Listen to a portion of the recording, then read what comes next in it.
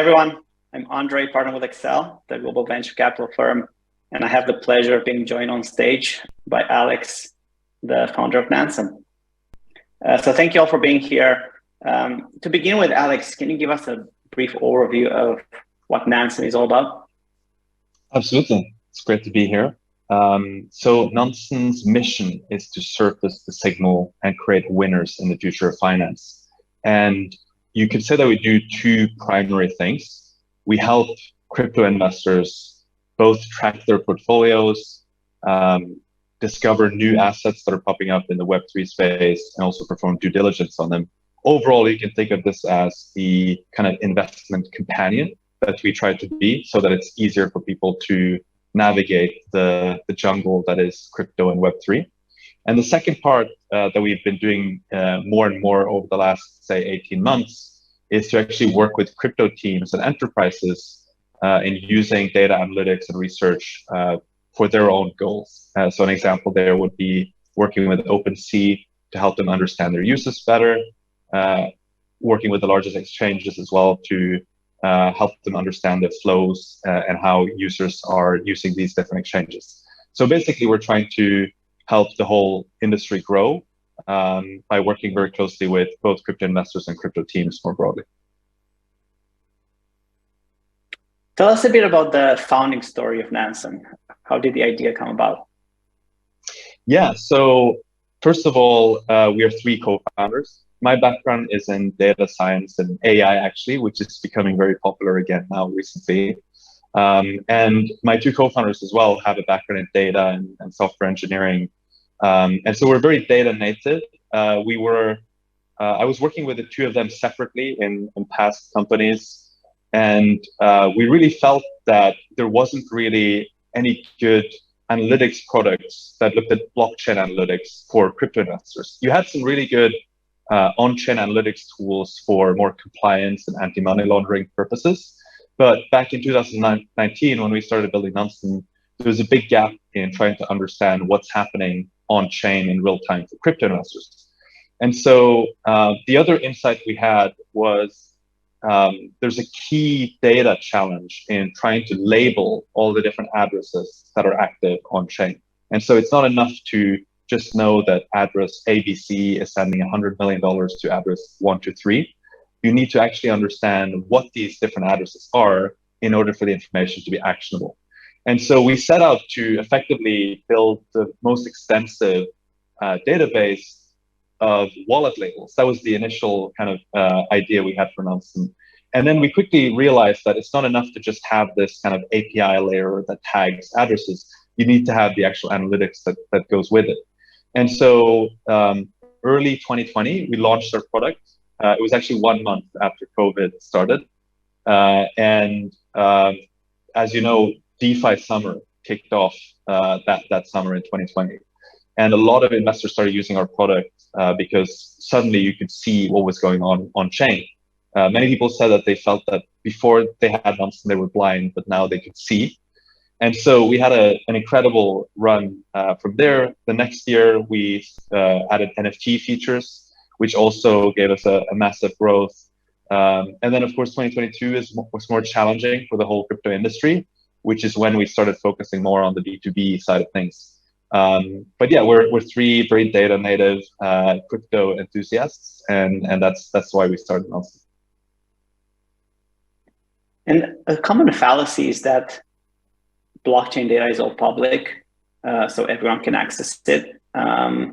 So that bears the question, how can you build a business in this area, right? But you build a thriving company with 100 employees serving investors all across the globe. So can you tell us a bit about the challenges of digesting and exposing insights from blockchain data?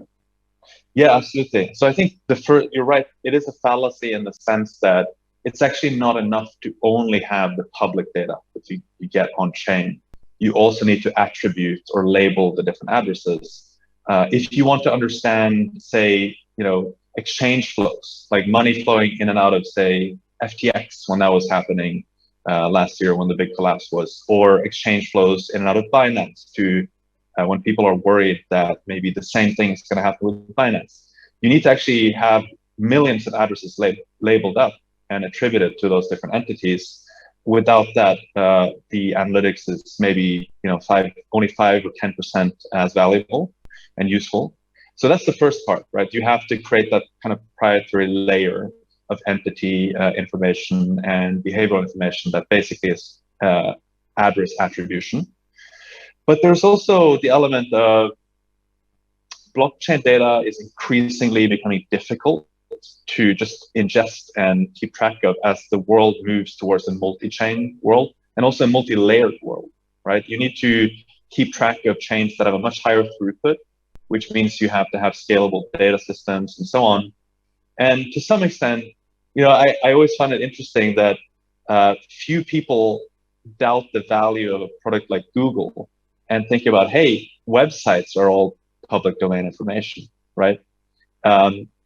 But I think over time, a similar thing will happen with on-chain data because it's going to be really challenging to index all of it and keep track of it and curate it and to be able to surface the right things based on what people actually are interested in. So I think the primary things are basically that attribution layer, which creates an additional proprietary data layer that you need to have, and also the fact that the world is moving towards multi-chain, multi-layered world, which makes it actually really difficult to curate and index to keep track of all this data. And without revealing any of your secret sauce, but tell us a bit how you've managed to surmount some of these challenges of labeling addresses, especially as many investors may have tens, hundreds, thousands of wallets, either bots or institutions. They may have, they may trade across different chains as well. How can you, there's quite a bit of investigative work to unite all of these transactions and wallets under a single persona.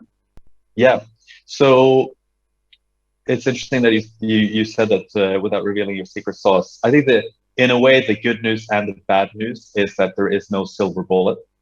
There are only lots of lead bullets. So you have to come up with multiple different strategies to find ways to label.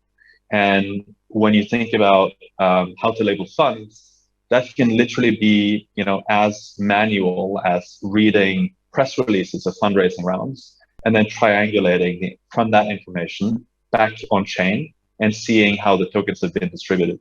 That would be one example of a heuristic that you would implement. Another heuristic and algorithm you might implement to label up exchanges would literally be to send funds to an exchange and then analyze how the funds are processed on chain and then make certain inferences about the network of addresses, right?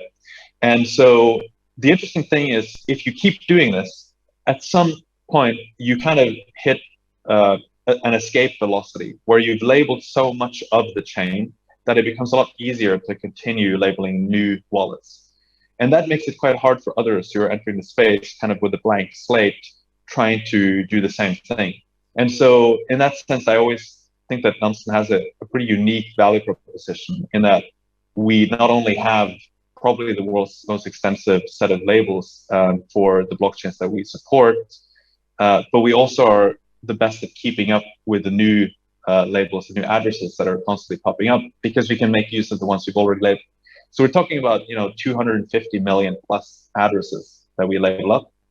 And yeah, that just makes the whole product a lot more valuable and the information more valuable as well. And you alluded to the growth of layer 2 blockchains.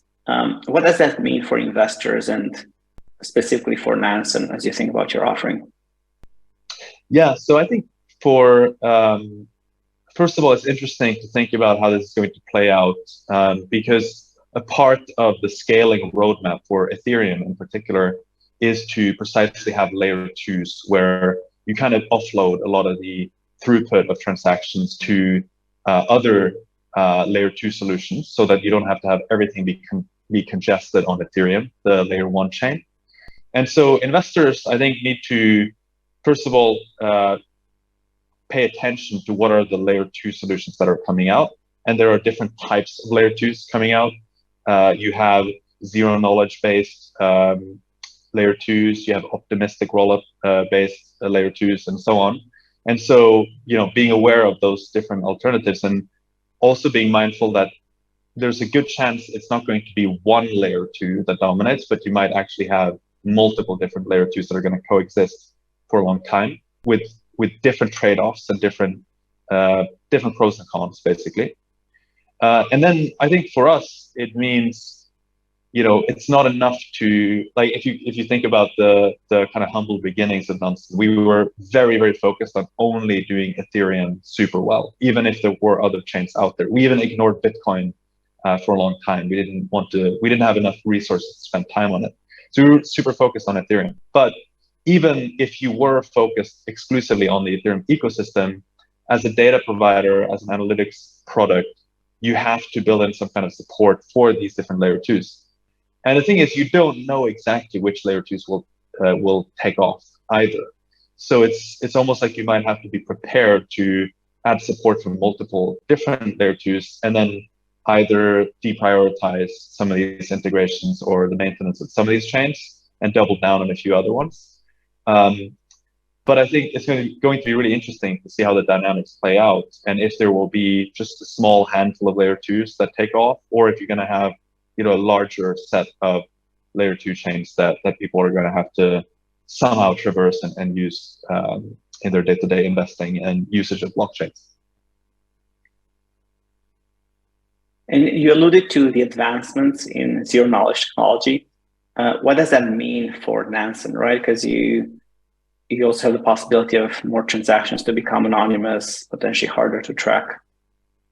Yeah, it's a good question. It's one that we get quite often. I mean, one thing is that zero knowledge does not necessarily imply that you have privacy in the transaction. So you can have a layer two that is zero knowledge based, but you have full transparency on the transactions happening on that layer two. Right? I'm thinking of protocols like Aztec or so, which combine zero knowledge with scaling with privacy. Yeah, exactly. So you definitely have those, and I think this comes back to, like, one, it's an open question how much usage these types of either protocols or chains will have, because there are definitely quite a few regulatory hurdles there. And if you look at things like, we do have a history of privacy blockchains, types of coins like Monero.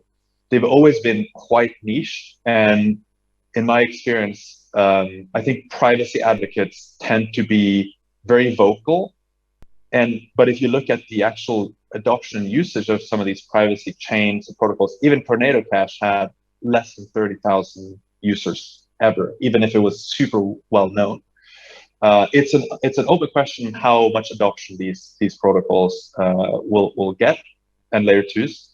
And then the second thing is, I think people will also have to think about what you value more, transparency or privacy. You very often you can't have both. And so if you want an environment where you have radical transparency, which is basically what you have today on blockchains, where you can actually inspect, how solvent a DeFi protocol is, or how much funds are sitting with a specific counterparty or entity, that in many ways, has a lot of advantages, and it's quite different from the traditional finance space.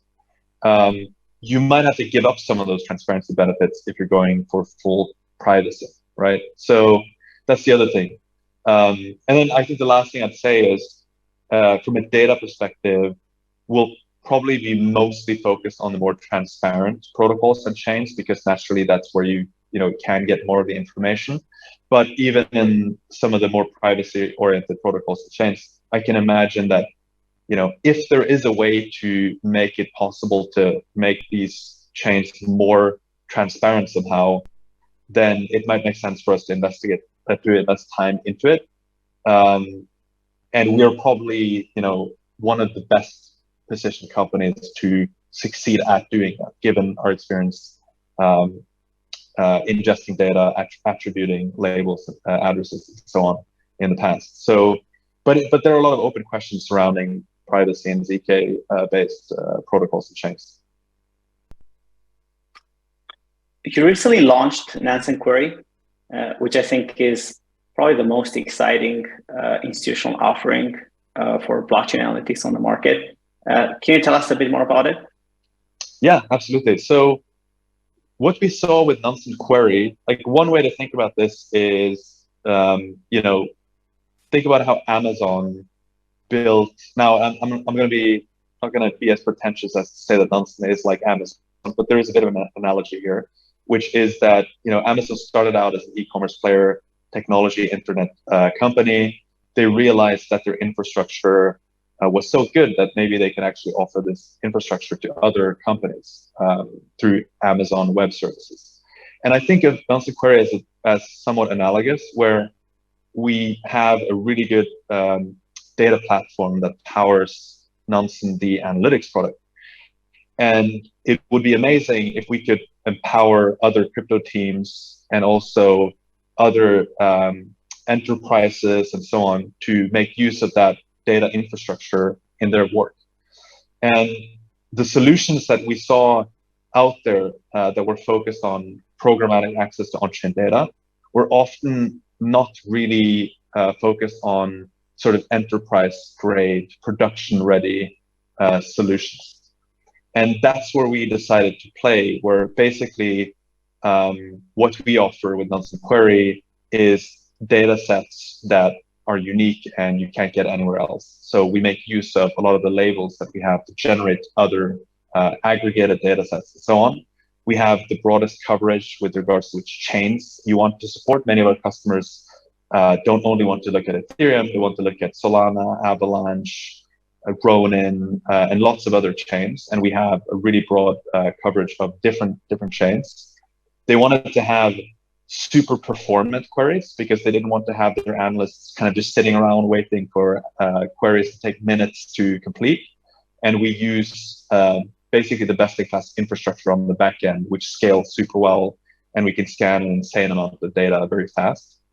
And they wanted basically more flexibility with regards to integrations so that they didn't have to only query this on-chain data through our interface, but they could pull it into their own, say, data warehouses and so on. And so working with customers like OpenSea has been really fun for us, where we're basically working with them, helping them understand their users better so that they can build an even better product. We have other customers like Coinbase. We worked with Arbitrum in actually designing the ARB token airdrop. And basically that design could not have been done unless we had Nansen Query, which allowed our own research analysts in-house to simulate how, if you design the airdrop this way, who is going to receive how much tokens and what does that look like in aggregate.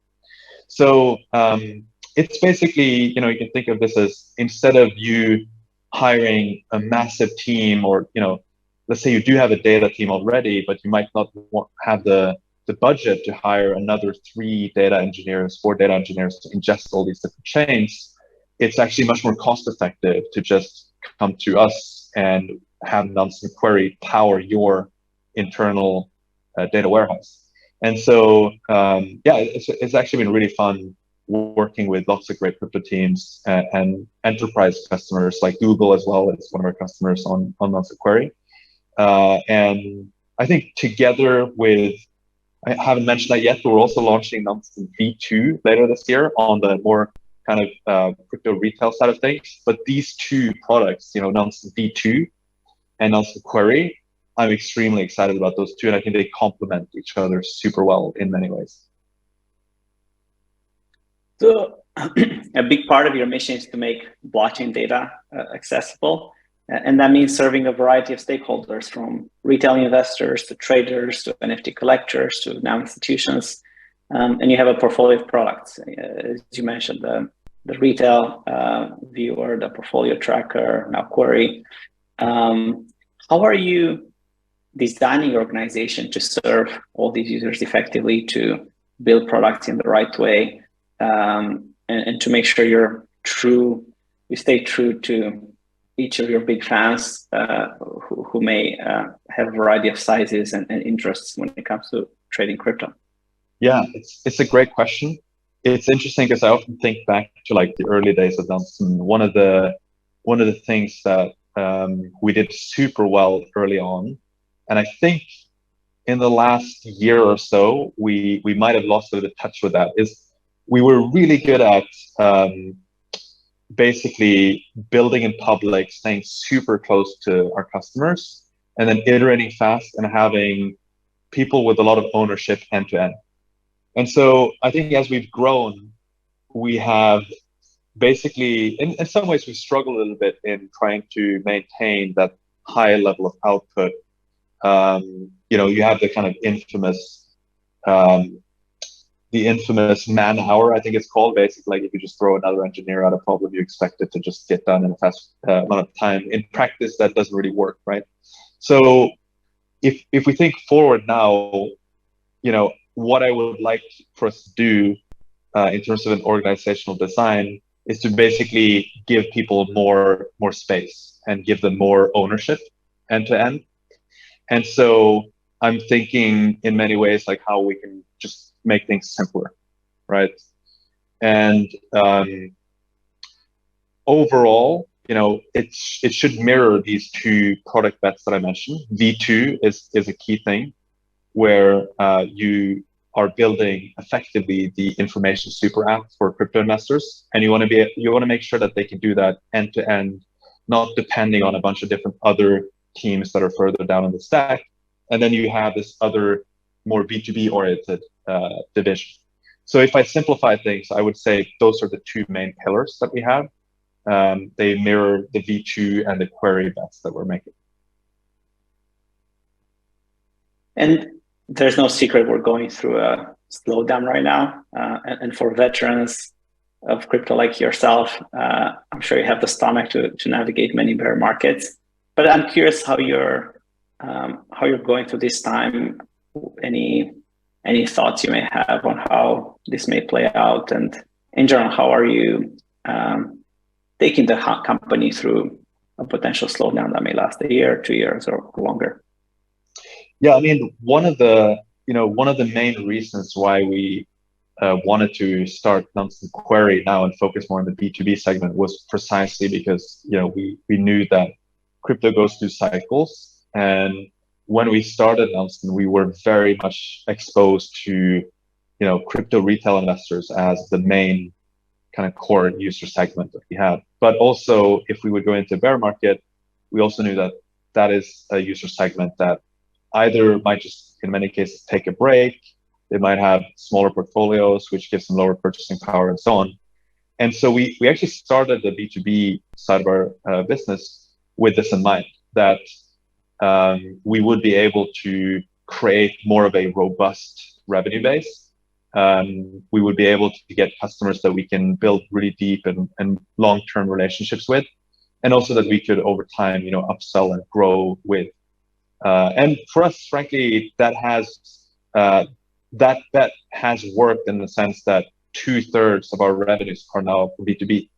And so there has been a shift towards that. But I would love for the next bull market to start tomorrow. That would be amazing, not just for Nansen, but for everyone else in crypto. And I am optimistic that it will happen in the not too distant future. I don't know exactly what's going to kick off the next bull market, but I think there are a lot of interesting catalysts and lots of innovation happening right now. Because if there's one thing that's good about bear markets, is that developers get less distracted from kind of the markets, and you also have less sort of mindless forking of the 11th fork of the same protocol but on a different chain. You kind of go back to the sort of fundamentals, and you try asking like, hey, what are we actually trying to do here? What are some of the real problems that people want to get solved? And I do think there's more innovation happening now actually than it was 18 months ago. So that's I think it's good, and some of those innovations might be the next thing that kicks off the next bull market. Can you give us a teaser for what's next in store for Nansen from a product perspective? Yeah, I mean, so this V2 coming out later this year, which is the most significant product launch in Nansen's history. We are still working on it, and it's actually still very early, but I think some things you can expect to see. First of all, there's going to be kind of a concept of like AI everywhere in the app, meaning we want to make sure that, we literally have AI in our name, like Nansen.ai is our domain name. And the thinking has always been that you can actually make use of AI and machine learning in our product. Now I think the time is right for that. And I'm glad that we waited to, we built the right data infrastructure first, and now we can reap the benefits of that with all the progress that's been made in the AI space in the last few years. And so there's going to be AI-powered search. There's possibly going to be a co-pilot type experience where you can imagine having some companion there with you to help you interpret and navigate all the information that you see in Nansen. And we're going to have a massive upgrade on the search, which is super exciting. And it's just going to be way easier to traverse and navigate the stuff that's happening on the blockchain. And then maybe the last thing I'll say is we are really doubling down on this idea of effortless personalization. So if you can combine your portfolio with the discovery of new assets and due diligence, we think that you can actually make the analytics way more relevant to you. And so I think that's going to be a completely different user experience for people using V2 compared to the V1 that we built. Thank you. And as we wrap, tell us a bit about the long-term mission of Nansen. And I love to allude to the name Nansen, in fact, as I know it has a special meaning for you. Yeah, so we named the company after a polar explorer. I think of, it's called Fridtjof Nansen. I think of the pioneers of crypto as, they are very much in his spirit. He was, venturing across Greenland, the first person to ever cross Greenland on skis. He led an expedition to the North Pole. And crypto investors are pioneers that take risks. They go places where people have never been before. And our logo is basically inspired by the compass. And so I think of us as the compass that helps these pioneers who are venturing into this brave new world. And we can help them get to where they want to go. And the thinking is that if we can help these pioneers become winners and invest well and avoid many of the pitfalls that crypto investors are exposed to, then they will reinvest. We will get more crypto protocols and companies built, and eventually we will get to more than 1 billion people, throughout the world who own digital assets, tokens of all forms, whether it's piece of music, piece of art, video game items, all these different things, real estate that's tokenized. And so effectively, that's what we're doing. We're trying to get these pioneers to become winners, and that hopefully will make the whole Web3 space reach its full potential. Amazing. Well, thank you. It's been a pleasure, Alex. Thanks, Andrei.